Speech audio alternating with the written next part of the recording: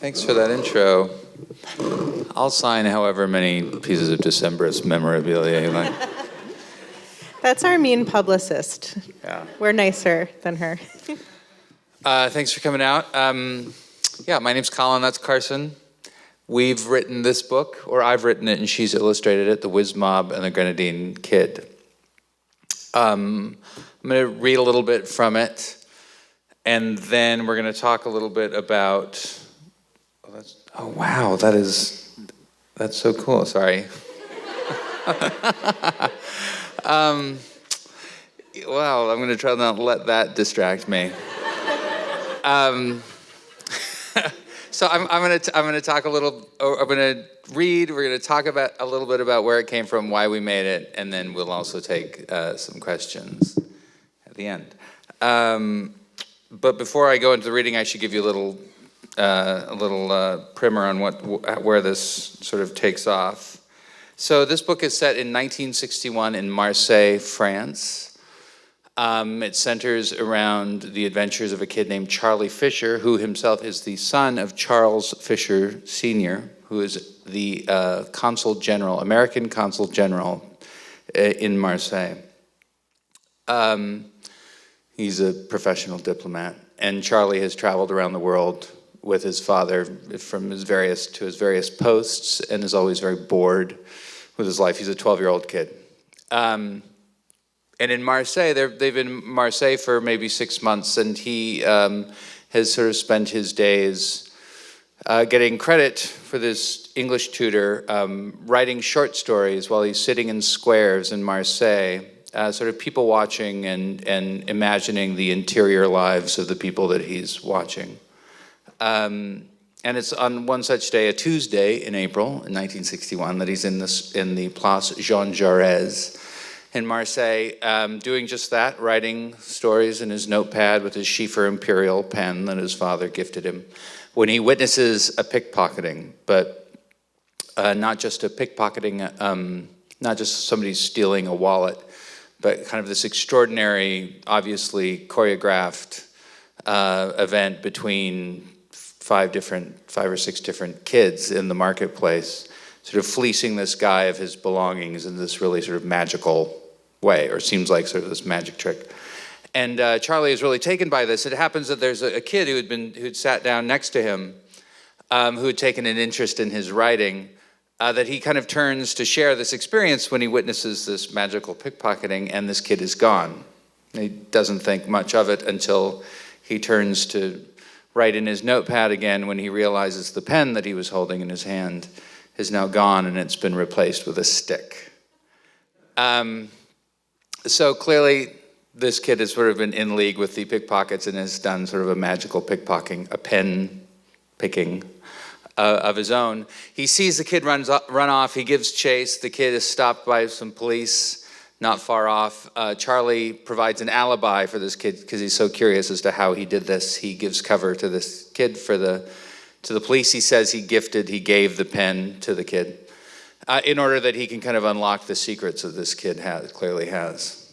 So that's a lot to take in. That happens in that section here. Probably more efficiently described here than I just did. Anyway, but that's where this begins, and that's where I'll begin reading. The boy's name was Amir, and he hailed from Lebanon, or that was how he introduced himself. He denounced his name and birthplace with the kind of confidence that only invited suspicion. He did not give his last name, and Charlie didn't press him for it. He said he hadn't meant to take the pen, but that he figured Charlie didn't deserve to have his pen taken from him. But after he'd seen Charlie use it and he'd seen the words it had created, he was suddenly very desirous of it, as if it, the pen, were the source of the strange stories that Charlie was creating out of thin air. So I took it, simple as that. They'd walked some blocks off and found the curb of a fountain, a welcome place to sit. Charlie eyed his companion in disbelief, saying, "It doesn't seem very simple. I mean, I had the pen in my hand." "I don't know how to tell you. You did have the pen in your hand, yeah, but you were looking off, weren't you? You weren't paying no attention to the pen." "But I don't have to be looking at it to know that it's in my hand." The boy made a face one that suggested that further contradiction would only be impolite. Charlie smiled. "Here, give me the pen." "The pen?" The boy frowned and looked down his chin at the tip of the Schiefer Imperial. It was sticking out of his shirt pocket. "I'll give it back, don't worry." The pen and the stick, which Charlie had kept as a souvenir of the theft, transferred possession for the second time that day. Charlie held the pen in his right hand, gripping it as if he were writing. "Do it again," he said, nodding down at the stick in the boy's hand. Amir laughed. "Well, I can't now, can I?" "And why not?" "Well, you're rumbled, so to speak." "Rumbled?" asked Charlie. "It means you're on to me. You know I'm fixing to pinch it." The boy licked his lips. He had the slightest trace of a beard on his chin, and his two front teeth hung slightly askew in their gums. "Very well," said Charlie. "I shall act like I don't know." The boy seemed to be open to the idea. He said, "Do as you were, like when you was writing." "Oh, right," said Charlie, producing his notebook from beneath his arm. "I'll do that." He opened the book to a clean page and held the pen over it as if he were about to write. He waited, his eyes straying occasionally to the boy who sat by his side. The boy hadn't moved. "Well, you've got to write something," said Amir. "Oh," said Charlie, "okay." He began to write his name, Charles Fish Scritch. A gash of ink scarred the page as Amir reached over and inelegantly yanked the pen out of Charlie's hand. Charlie flinched and glared at his companion. "Not like that," he protested. Amir laughed, deeply, hardly. "That's the easiest way," he said, twisting the pen through his fingers playfully. "The clout and lamb like a proper rough tool." "Do it for real, the way you did, with the stick." Okay, said Amir as he handed the pen back. "For real this time."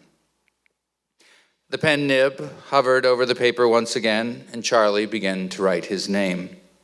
To his great surprise, no ink appeared on the page. The nib scratched against the paper noisily, but left no mark. Charlie studied the pen to confirm that it was not a stick, which it clearly was not. He then glanced over at Amir. Amir was holding the ink cartridge. "How did you?" gasped Charlie, now speaking into his chin more than ever. "I don't believe it." The boy shrugged as if he could take or leave Charlie's statement. "Then don't," he said. "Can I have my pen back?" Charlie wordlessly handed over the emptied pen shaft.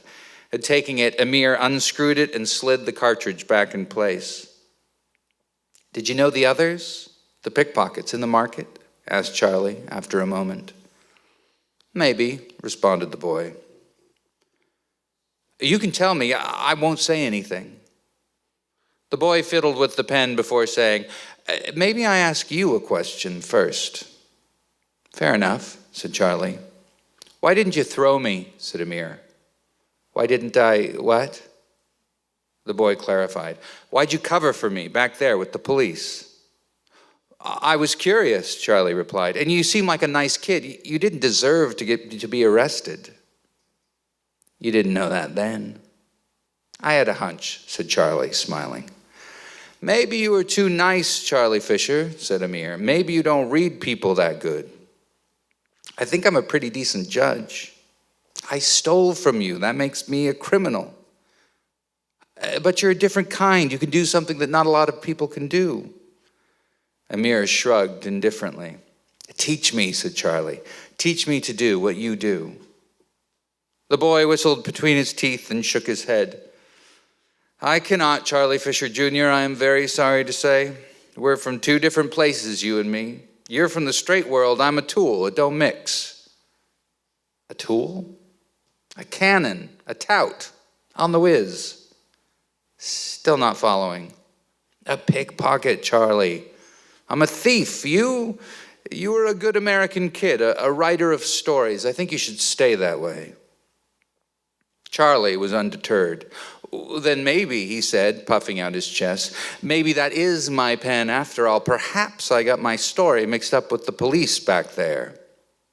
"You wouldn't," said Amir. "I would," said Charlie. Two policemen could be seen some yards away directing traffic on a busy avenue. Those two seemed like they might be sympathetic. Silence reigned between them for a brief moment as the two boys locked eyes. The clatter of the Marseillaise streets dinned around them. Amir continued to flip the pen between his agile fingers. "You put me in a tight spot," said Amir, finally. He licked his lips and winced. "Very tight spot." Charlie shrugged. "Come on," he said. "I'll think about it," said the boy in blue jeans, after a moment longer. "Where? When?" chirped Charlie, barely letting Amir finish. Amir shook his head disapprovingly. "This isn't the usual thing. I have to see. I have to make sure. How about this? Tomorrow, I'll come to your house. I'll show you then, okay?" "Okay," said Charlie, and he stuck out his hand to solemnize the deal. Amir shook it gamely. He then stood up and slipped his new pen into the pocket of his jeans. "Thank you again for the gift, Charlie Fisher," he said, bowing formally. "Till we meet again."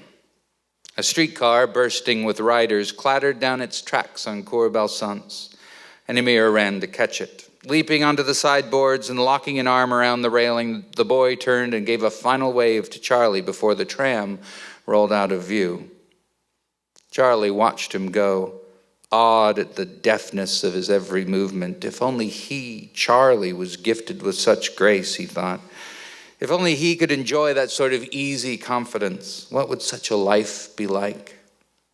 But no, he was Charlie Fisher Jr., the friendless American, the scribbler of Avenue du Prado, which made Charlie realize something. "Wait!" he called after the long-gone streetcar. "You don't know where I live." And of course, that's not the last that we see of Amir, as you might guess. Where's the clicker thing? It's here. Oh, you got it. Yeah.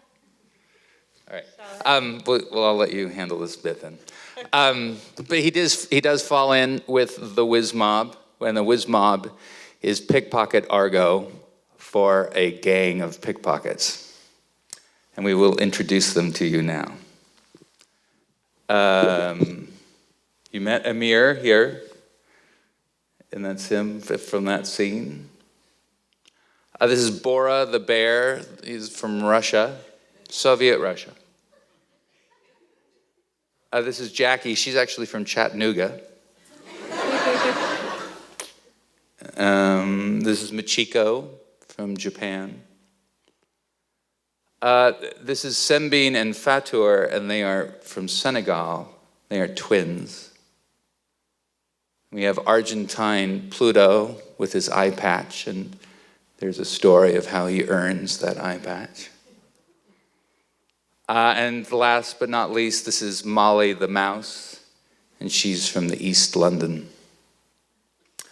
So that's the whiz mob who Charlie falls in with. And this whole story, this whole book kind of came from another book that shares a fairly similar title.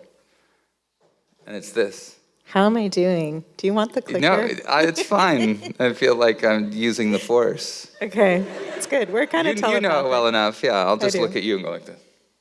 Yeah, whenever you glare at me, I'll know. And this is David Marr. This was written in 1955. This is called Whiz Mob, a correlation of the technical argot of pickpockets with their behavior pattern. I like to think my title is a little bit better. But it's a really fascinating book, and I would recommend it. It's fairly dry. It is basically a lexicon, I think intended for, psychiatrists, police, detectives, to sort of allow them to interpret the slang that was being used at the time in 1955 among pickpockets. And it was a very intricate and involved slang or argot or lingo. It not only talks about their slang, but of their organization, the fact that everybody in a whiz mob has sort of principal roles. You have, every whiz mob would have a hook and a cannon and a stall or a steer. You have a duke. And so it's this really rich language and organization. It was fascinating to me. I learned about this book reading a profile about a guy named Apollo Robbins, who himself is a professional tout or pickpocket, but he works in Vegas. He is sort of a magician, not a professional criminal. And he does a show in Vegas where people come on stage and he basically steals their watch off their wrist and their glasses off their face without them knowing it. And I read a profile, it was in the New Yorker, and not only was he really good at what he does, but he's also a student of the tradition of pickpocketing. So I didn't really know that there was one. About the lingo and about their organization, and he talked about this book a lot. The profile also makes mention of a thing called the School of Seven Bells, which is supposedly a school that's in the mountains of Colombia, South America, where one learns to be a real professional pickpocket. And the reason it's called the School of Seven Bells is because the final exam that any graduating pickpocket faces is basically in an exam room a dummy or a mannequin dressed in a full suit with 7 pockets numbered 1 through 7 with a bell hanging from each of the pockets, and a coin has been set into each of these pockets, the expectation being that the pickpocket will pick each pocket, successfully take the coin without ringing a bell, and then if you ring a bell you fail. And that's obviously totally real. But it immediately after learning about the language, learning about the organization, learning about the School of Seven Bells, it just got sort of my imagination firing. And this story, I feel, just kind of came out all in one shot. A young American kid in some country outside of America, some city where he would fall in with a whiz mob sent out from the School of Seven Bells. So really the question at that point, having the plot there, was just a question, what city would Charlie Fisher find himself in? And I figured since you have the pick of the litter, really, it could kind of work anywhere. It was just a question of picking a city that would be fun to research. And so we chose Marseille, France. There it is, Marseille, France. 1961. Right, because if we're going to set a book in such a specific place and such a specific time, we have to get to know it by taking a research trip, which is also known as a fabulous Mediterranean vacation. Is it weird that I'm going to stay over here because I get to see it's okay. the slides. It's all right? You could join me, but it's okay. I'm fine. You're all right. You can stay. I don't know. Maybe I'll come and join you in a bit. Yeah, just do your thing, okay. Wherever you're happy. So I had been to Marseille when I was in my 20s. I went to a tiny art school for a semester in the south of France, and we took a field trip there. And I was so taken with this city. Has anybody here been to Marseille? One person in the back. Oh, hi. I didn't know. So most people know about Paris. Not as many people know much about Marseille. It's a huge city. It's the second biggest city in France. It's on the Mediterranean. It's very ancient. And it also has a very seedy reputation. So it was sort of the perfect place to set this book and vacation to. So we went. This is us. Except did we say we're married? We're married. We're married. You guys know that? We're married. We're married. So we have kids that we packed into those blue suitcases and then unpacked them here at the Chateau d'If. I know they're cute. They're Milo and Hank. Yeah. Yeah, that's them. So we spent a week in Marseille, just sort of wandering around, getting a general feel for the place. For a moment, I had considered, do I really need to go to Marseille? I mean, I probably could just look at some maps and some, Wikipedia and make it up. But I can't imagine having made the book without spending time there. It not only is it's an incredible city, but there are little pockets and neighborhoods and just a way that the city is laid out that I think really helped sort of craft the book as I went. And we walked around, we took a lot of pictures. This is the Panier, which is a very old neighborhood just in the north, on the north side of the old port, which is the sort of city center.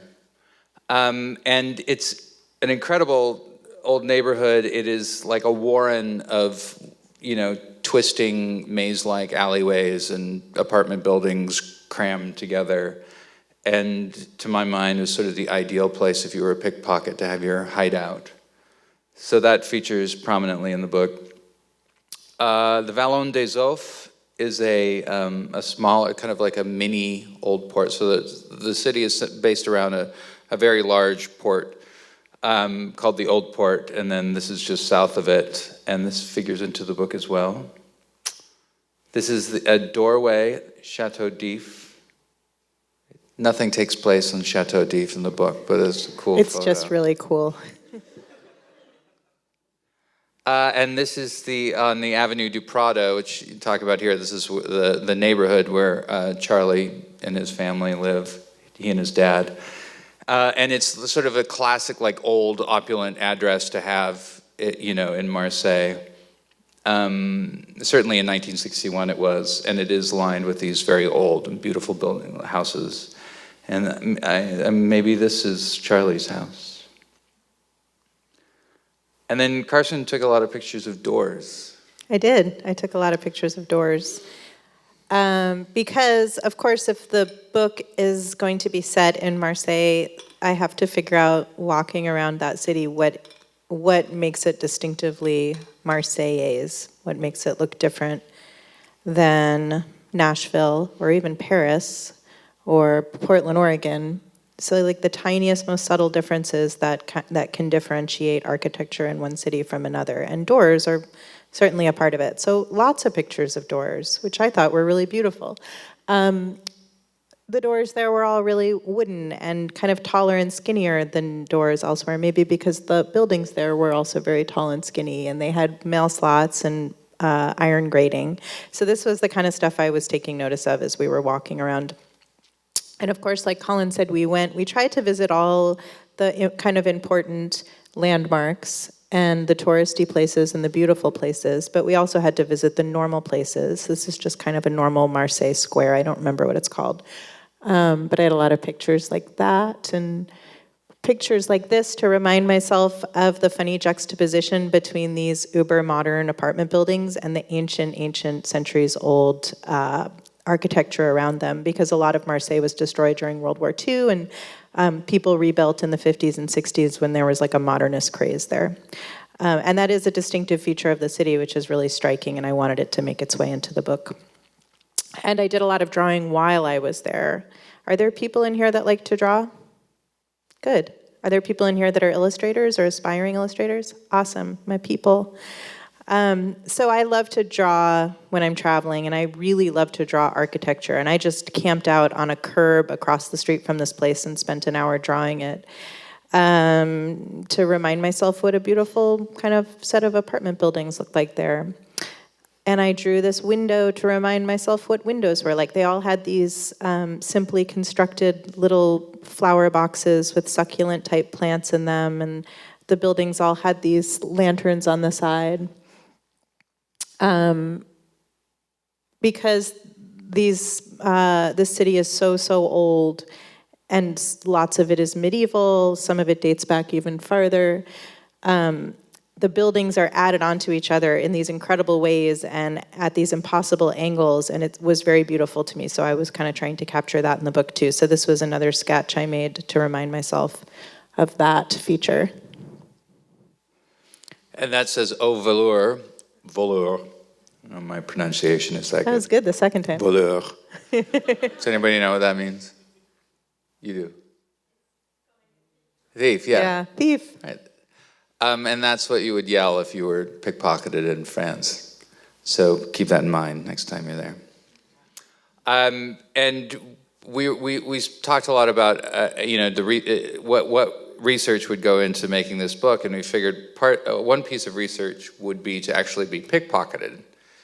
But This was Colin's idea. That was mine. I didn't agree that this was a good idea. That would be helpful.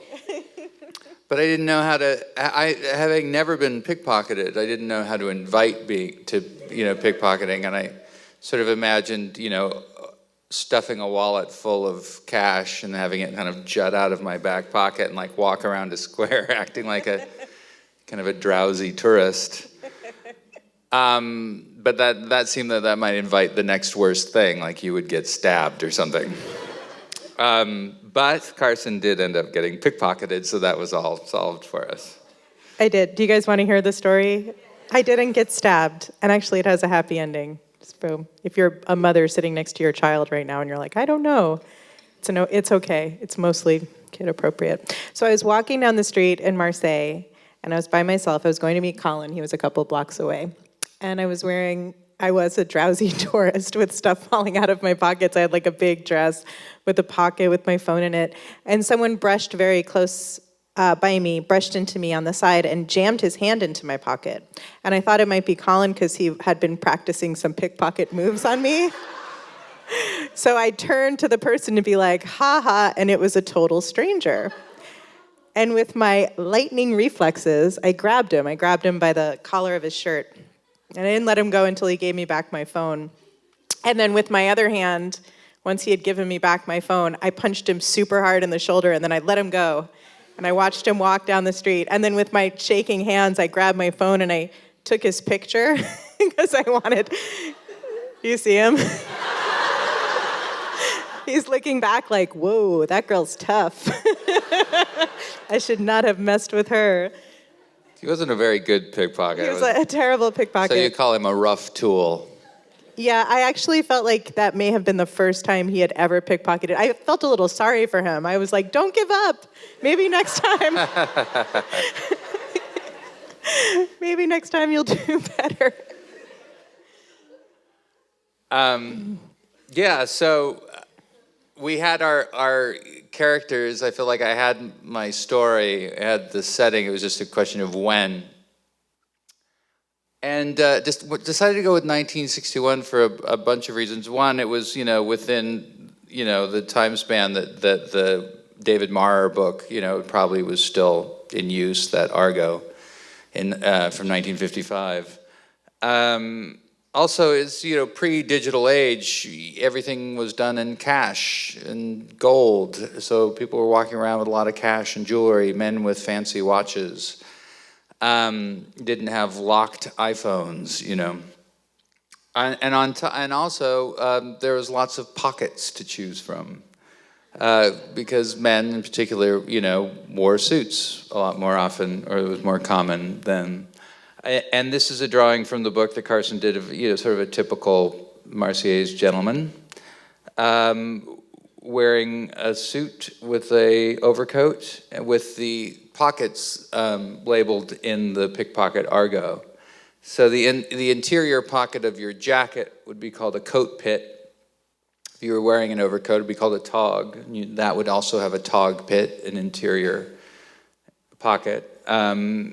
And the jacket would have a coat tail, which is a front pocket. Vest would have a vest jerve. There'd also be a coat jerve. A coat jerve is a horizontal cut pocket just above the coat tail, and that would also be called the ticket pocket, which would be helpful to know if you were a pickpocket wanting to get somewhere. It's where you would keep your bus ticket or your tram ticket or your plane ticket. Then you had your trousers, your pants, and those, of course, would have pockets, your left and right front breech kicks, and then your rear pockets would be your left and right keister kicks.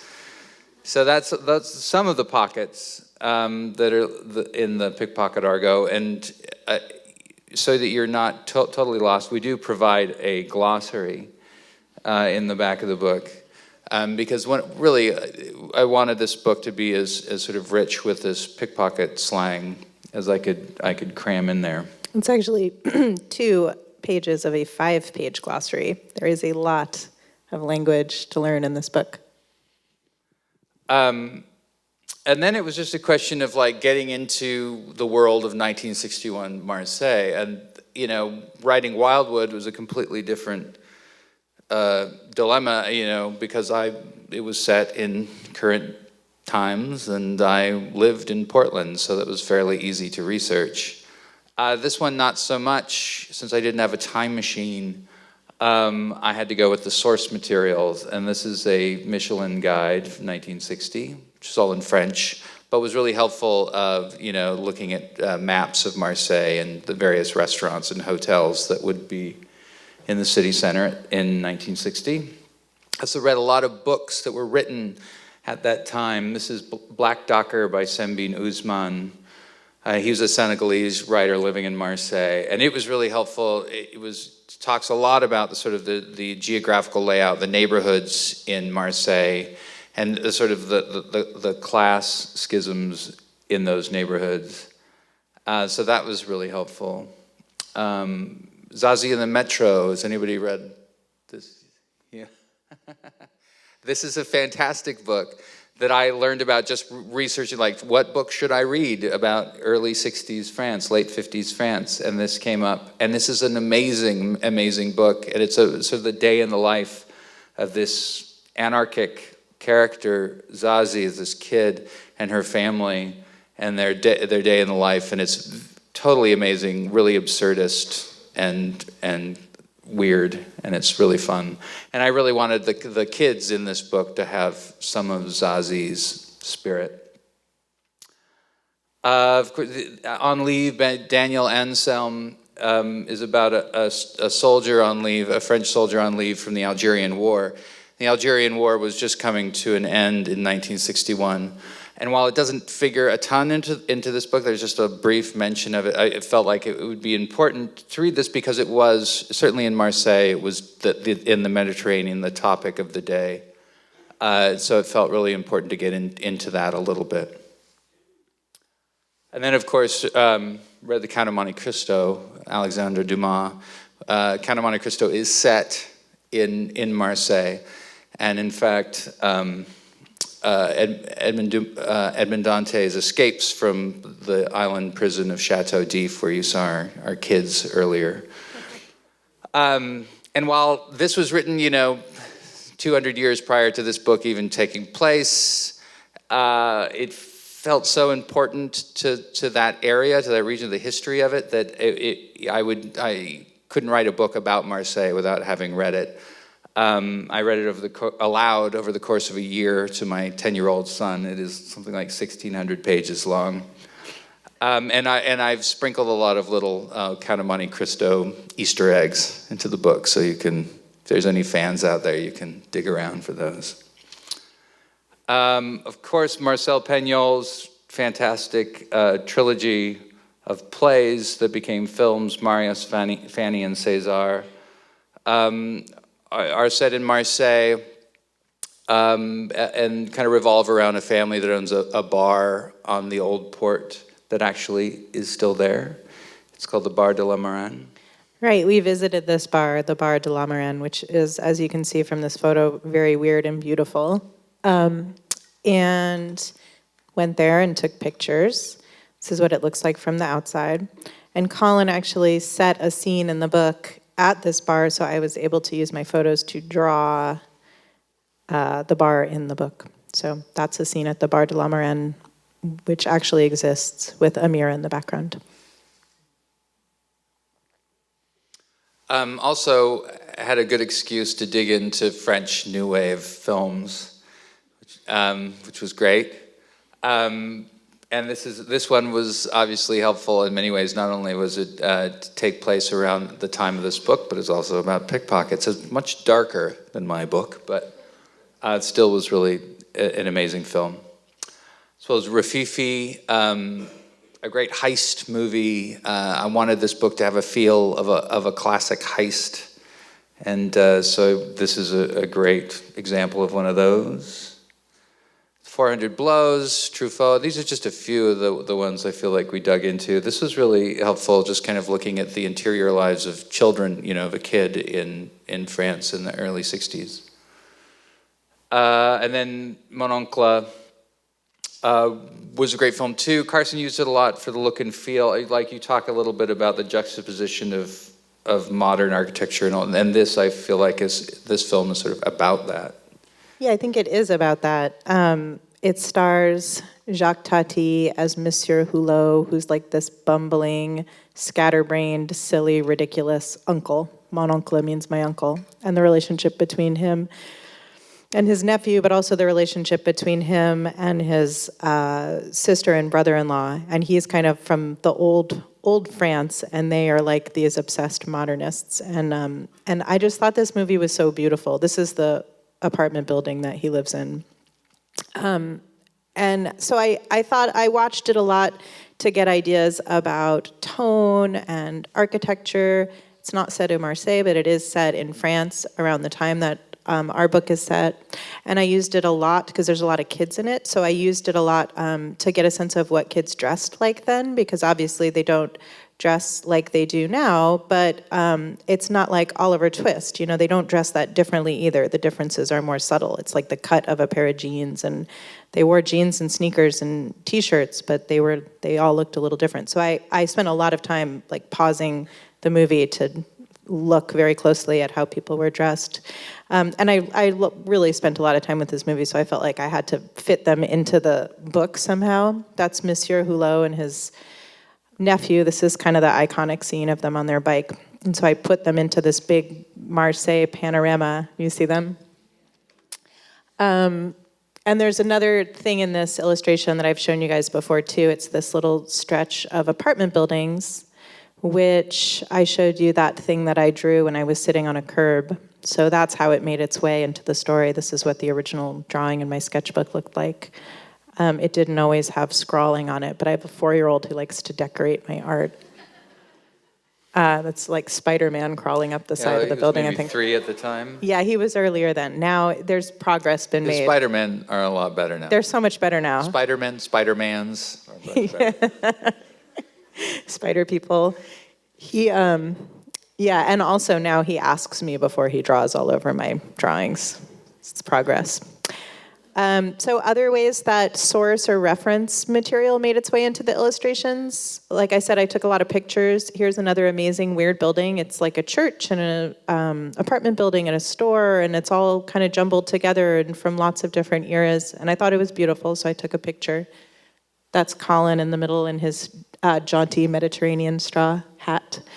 And then I used it actually as the hideout for the pickpockets, for the whiz mob. This is their scatter.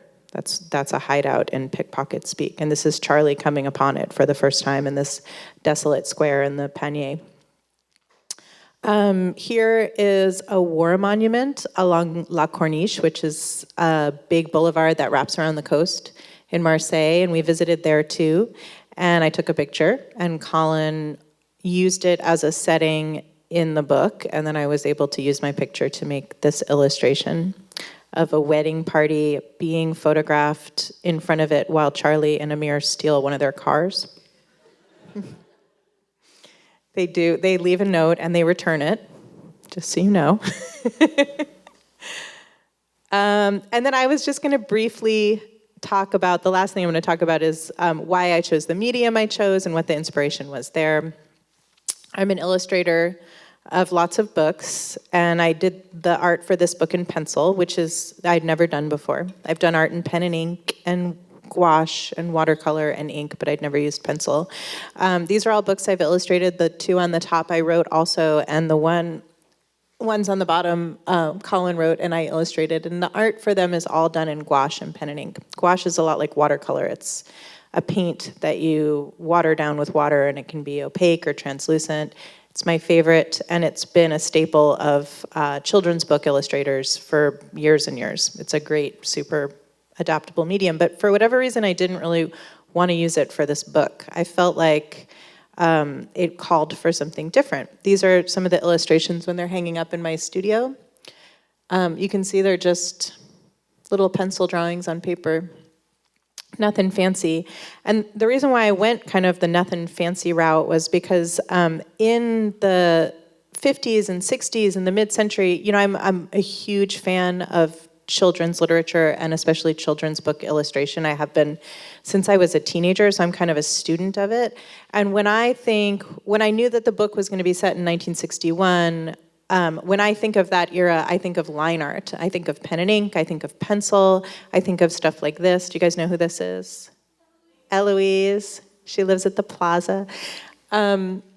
I think that a lot of the reason behind that is, it was a stylistic thing, but there were also different kind of production and printing constraints than we have now. So obviously printing in black and white or printing in black and white with a single color was a lot easier than printing full color paintings. Maurice Sendak was doing a lot of pen and ink work then. Pauline Baynes, this is earlier, of course. This is from the Narnia Chronicles, but she influences everything I do, and I think she's such a master of line art. And then this is by Ben Shahn, who's my very favorite artist, who didn't actually do that many kids' books. I think he only did one, and he illustrated a couple others. He was an illustrator, he was a fine artist, he was a photographer, he was an activist. He's just a hero of the early part of the century, art hero. And what I love about this drawing is that it's so simple. He's used so few lines in it, but he's just like a perfect composition. He's sort of captured everything he needs to capture, and he's using these big dark spaces to kind of draw you in and to anchor the illustration. So I was thinking a lot about him and about this kind of drawing when I did the art for the book. So I chose pencil because it seemed a little more loose and flexible than pen and ink. I'm a very stiff drawer. I have a hard time loosening up, but I thought pencil would help. And I used like thousands of pencils. This was a little handful of them. And actually, that's the end of our presentation. But we'd love to take questions if you have any. And I'm going to move over to the chair now. Come, join me. For Come the sit with question me. part. Does anybody have any questions? With the red right there. Yeah, sorry. My hand popped up because I also thought of Edward Gorey.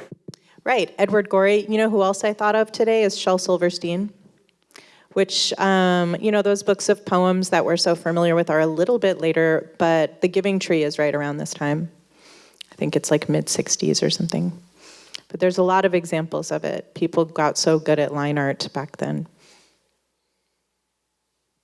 Yeah. So Wildwood Trilogy is set in Portland, which is where you guys are from, and then you have Marseille, which you were as familiar with, had to do research for WizMob. So which method do you prefer, I guess? The more familiar territory or doing more research, traveling more? Oh man, that's a good question. I mean, they felt very different. I mean, the Wildwood books, I felt like I could just kind of onto the page a little bit more. But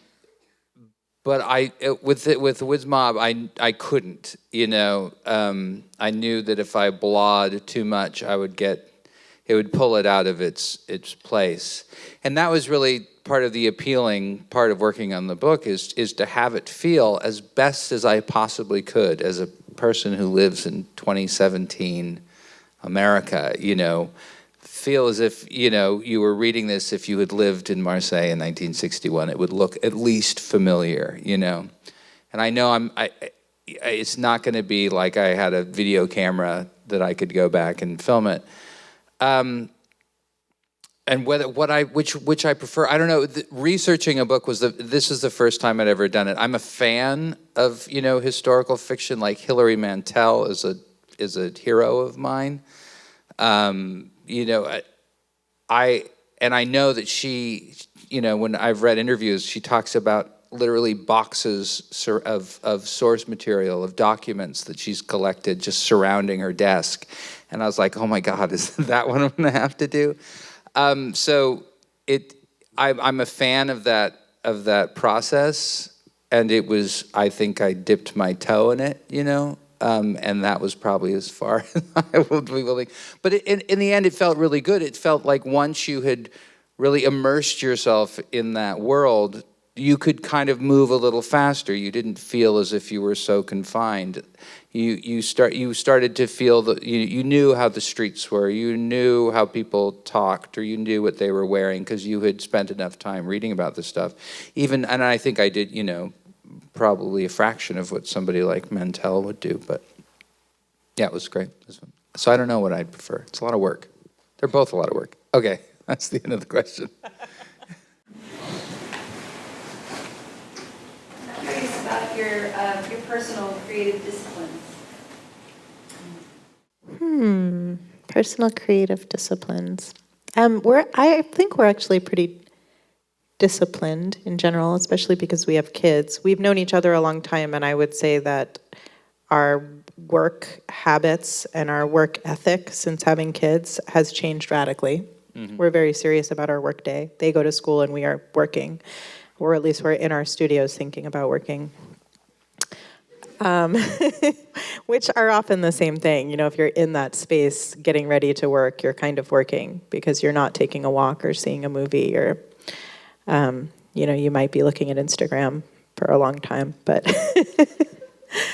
but my personal daily discipline is get the kids off to school and head out to my studio and just spend the day out there. And I'm pretty much out there until they need to be picked up. We each drop one kid at school because they go to 2 different schools, and then we come back and we have our breakfast. We go out to our studios.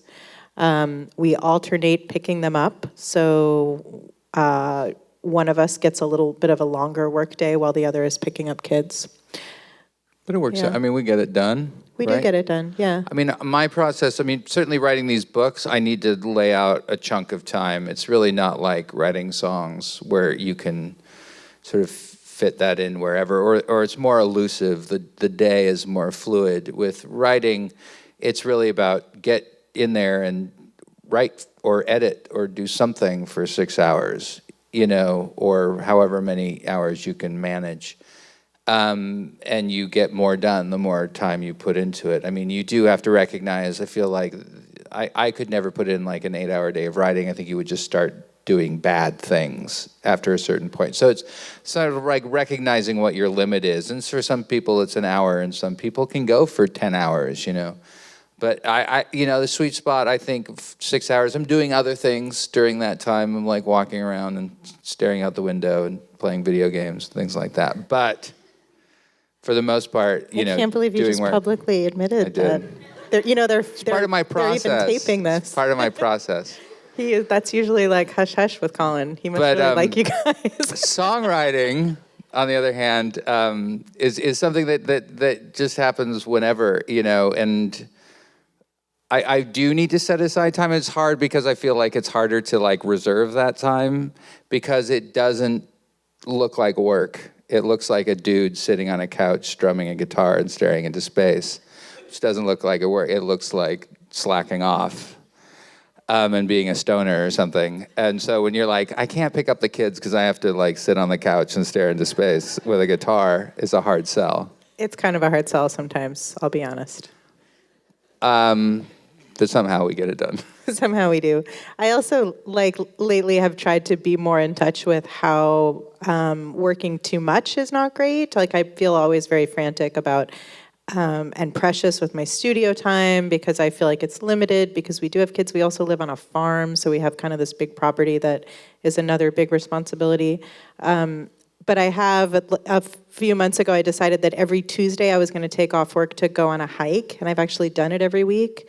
And I try to garden in the mornings in the summer, just to remind myself that it's not a grind. It's not a thing that I need to just go out there and do every day. I should do the other things I love, so it feels like it feels more of like a holistic part of my day and existence.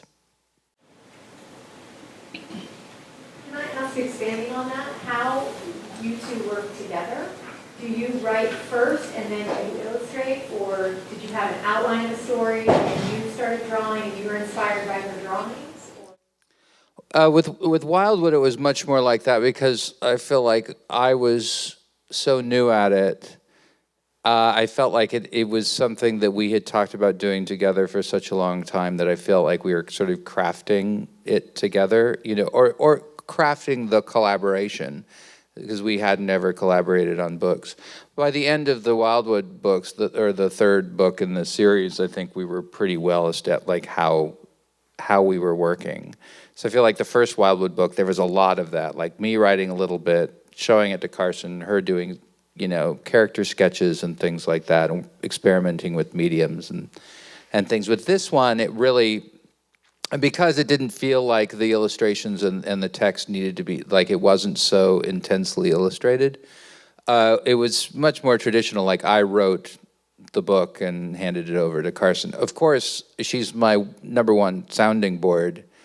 And so she had to get an earful about all of my, tearing my hair out about the plot points all along, and was very helpful in just listening and offering guidance. But other than that, it felt pretty like a traditional author-illustrator relationship, right? No, not really. No, it didn't. Never mind. It didn't at all. A traditional, this is interesting, and I don't know how many people know this. Typically, not that many people know it. But there's not a lot of collaboration traditionally that goes on between authors and illustrators. So most of the time, a manuscript is written by an author. That manuscript gets sold. An editor takes it on and assigns an illustrator to it, and then the illustrator is working with an editor and or an art director. And in most of the books that I've worked on with people I'm not married to, there's no interaction between me and the writer. And often the writer is not seeing, sometimes the writer isn't even seeing sketches, they're just seeing the finished art. It sort of depends on how much they want to be involved. And in some instances, if the writer wants to be involved, they have to really assert themselves. Like, it's not a given that they're going to be able to give a ton of feedback to their editor unless they're like, I really feel strongly about this, I want to be involved. So in that way, because we're always talking about it, and because it's like, becomes a part of our family culture when we're working on a book together, and our kids are talking about it, and it's not traditional. But compared to the Wildwood books, It more resembles it a more tradition. resembled that, in that I was given a manuscript and I just went through and illustrated it as I would another manuscript. But I was able to talk to you about it while I was working on it. What is your favorite book you've written or illustrated? Good question. It's a good question. My favorite is The Whiz Mob of the Grenadine Kid, which is available here. It is. It's if only because you're just trying to give yourself that pat on the back, after having spent so much time working on something. If you were out, the book comes out and you're like, I didn't really like it very much. I think I'm always more fond of the most recent thing I've done. And that may change 2 years from that point. And there's kind of a nice freedom in being able to assess your work. Certainly with records, the thing that was my favorite was like, no, actually, that's the worst thing I ever did. But until you get that perspective, you just don't know. For now, it's always the most recent thing, I think. And I really do like this book. I do. I'm not just saying it. What's your favorite? Well, I love this book so much. But I am very invested in the couple of books that I've written myself, just because they all came from my brain. So I didn't have to think about how to illustrate them. They just sort of came out. So I would say that Do Is Talkin' Home come right after The Whiz Mob and the Grenadine Kid, which is my favorite book that I've illustrated. It's the favorite book of all time. That's really interesting. That's your favorite book you've ever read or anything? Yeah, ever. Oh, wow. And you're my favorite author. That's really sweet. Good question. Yeah. I have a question. I really appreciate you explaining how illustrators typically illustrate when they're not married to the author. So it sounds like the editor will find an illustrator. So how, as an illustrator, do you become one of the people that an editor would pick?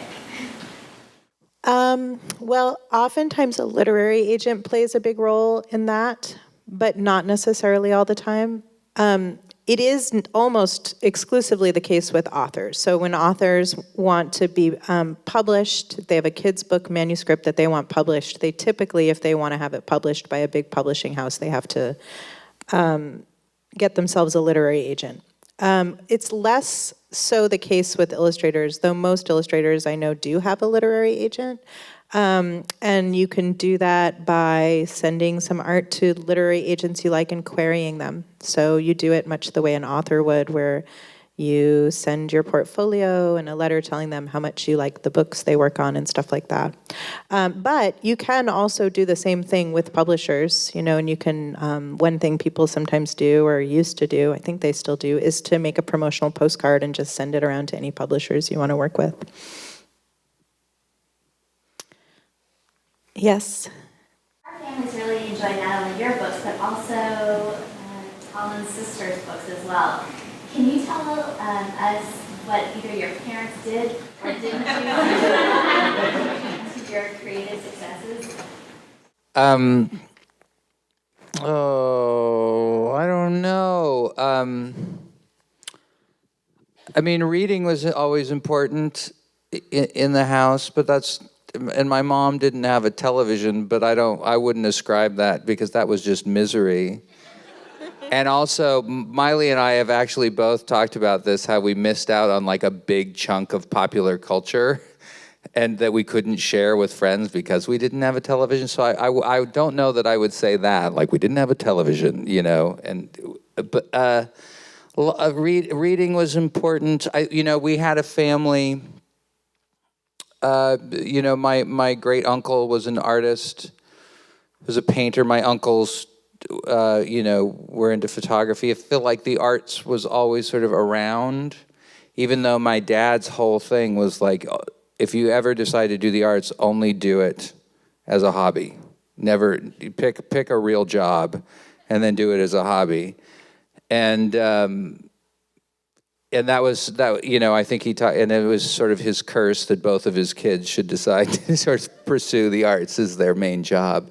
Well, it's like divine intervention because you proved him wrong. Yeah, action. but I mean, I think that was also the cautionary tale of my great uncle, Hank, who taught at Columbia and was a great painter, and who died broke of a heart attack in his mid-50s. I think that also hung over the family as well. But other than that, I don't know what to ascribe it to. You have great parents and a really cool kind of creative extended family that are smart, and even if your dad didn't encourage you, I think we had people around. Yeah. I guess.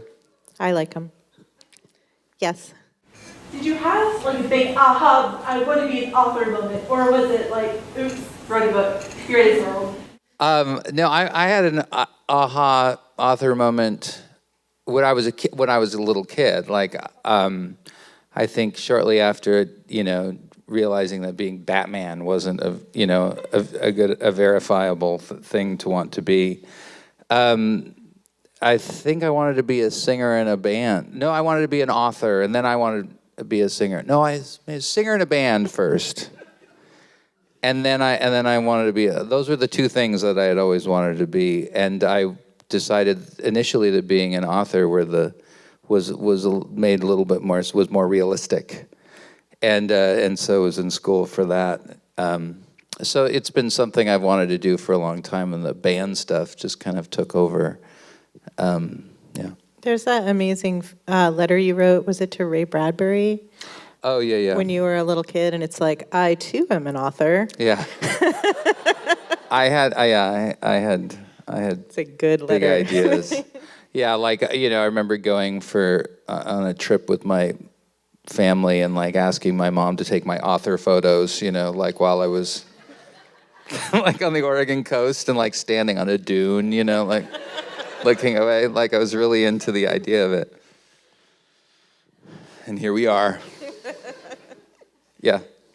So like with the main character like Charlie, like how do you keep that character kind of in your mind, like keep him from changing so much that he's not the same person? That's that's hard. It's something you don't realize is hard until you've written something that's long, that how these characters can morph and change in a way that they shouldn't. You fall into patterns, or you've written a character all the way through and you go back and the character is totally unrecognizable from what it becomes. And that's something I didn't realize until I was writing things that were longer. I feel like hearing his voice, I feel like I'm still learning, and going back to Hilary Mantel, I know that she's talked about she didn't know a character until she invited him into her study. Like it really involved this sort of imaginary play where she actually invited in this giant. It's the book about the giant where she invites him in, and fully imagines then what he was saying to her. So it's not just this thing on the page that you have to, fill in their dialogue in between quotes, but you have to really see this person and hear this person, and that is so hard. So I don't know if I have any advice other than like really listening for them each time they talk, because it's easy to get into sort of autopilot mode where you're just sort of dialogue.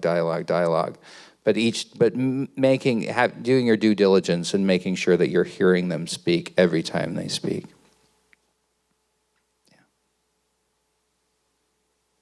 Do you have any advice for aspiring authors or singer-songwriters or illustrators? For any of those things? You have lots of things. Firemen. Or llama Public farmers, servants. or we have a lot of advice for llama farmers. Don't get llamas. No. I think of all those things, just work. Just write, create, work.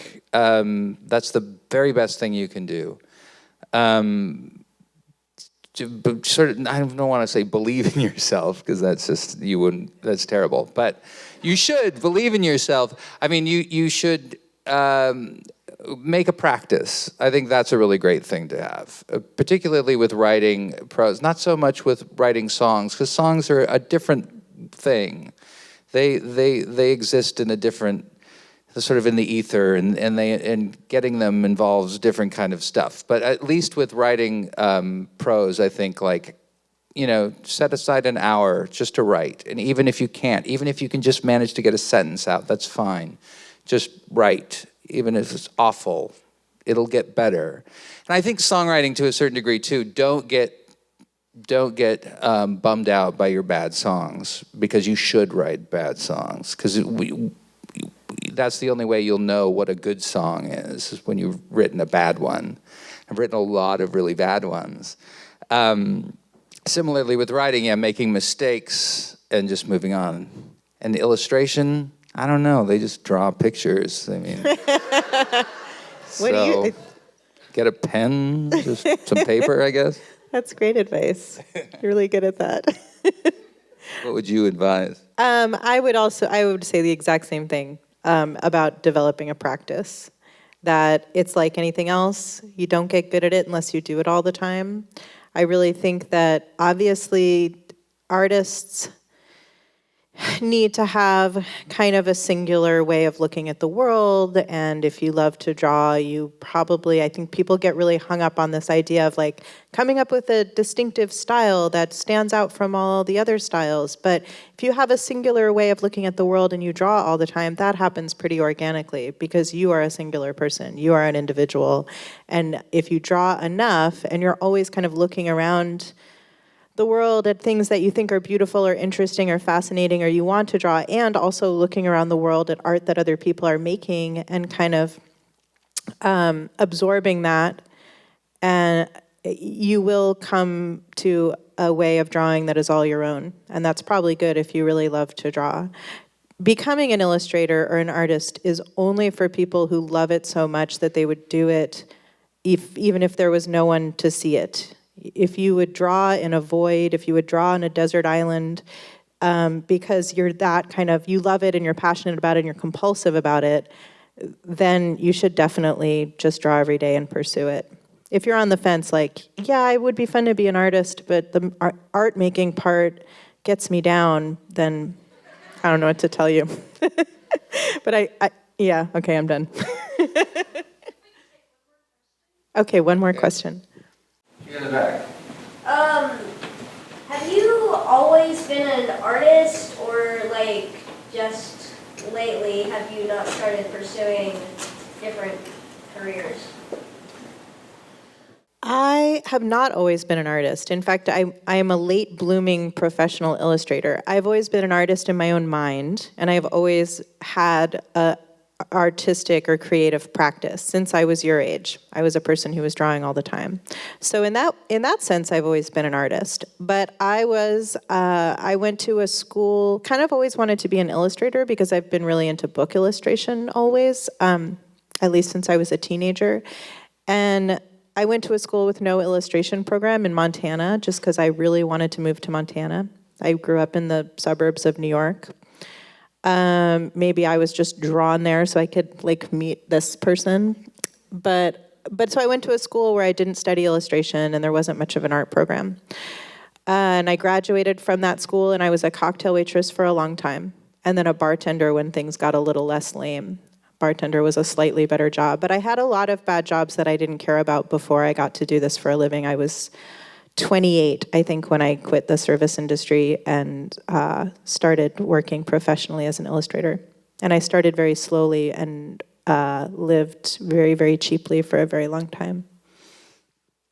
Yeah, similarly, I was writing stories when as soon as I was able to write. I wrote a play in second grade called The Bloody Night that was basically about a medieval night massacre that I'm amazed.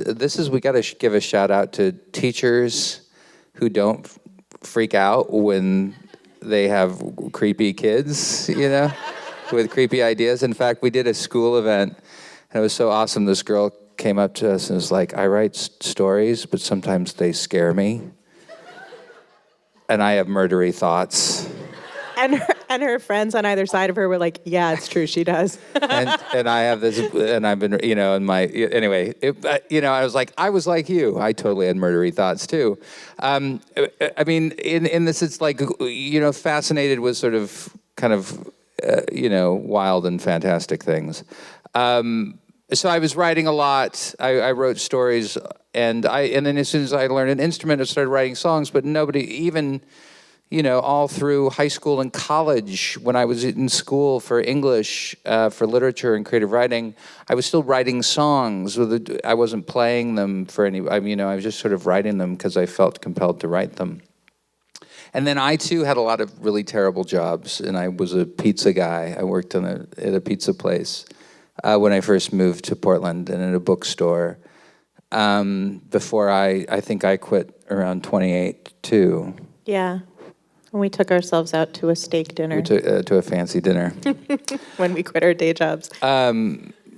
So, yeah, I mean, in some sense, that's sort of late blooming. I mean, you think of a lot of people, particularly in music, like getting, let's not go to college and just take off when you're 19 and join a band, which works for a lot of people. I'm kind of glad that I didn't. Not only did I get to meet her, because I went to college in Montana as well, but that was a great time just to kind of work in a restaurant. Everybody should work in a restaurant. It's such a great life skill, not only learning just cooking, but also just being around other people and working with other people, I think is a really great thing. So even if you're working in a restaurant or a bar, you're still being an artist. It's actually good skills to have. And so I'm thankful. And then being able to kind of launch into my kind of career when I was more of an adult, I think was also a good thing in the end, even though I was like, why is it taking so long?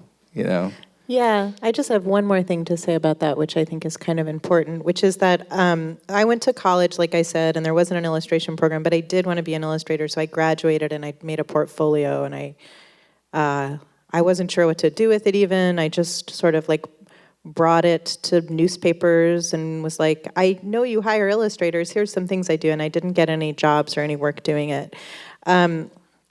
And it took a really long time, and it took finding a medium that was cool and made my art feel more sophisticated maybe to get that work.